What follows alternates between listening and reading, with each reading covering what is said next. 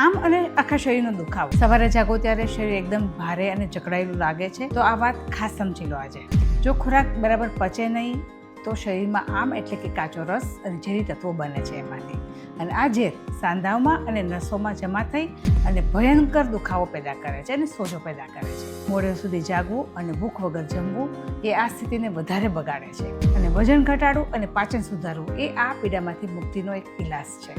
ગરમ પાણી પીવાની આદત પાડો, જેથી દગની તેજ થાય, ડાયજેશન સારું થાય અને પીડા ઓછી થાય. આ માહિતી તેને મોકલો જેનું પાચન નબળું છે, જે લોકોને કબજિયાત રહે છે, ડાયજેશન સિસ્ટમ બગડેલી છે, અગ્નિમન છે, એ વ્યક્તિને આમ થવાની શક્યતા વધી જતી હોય છે.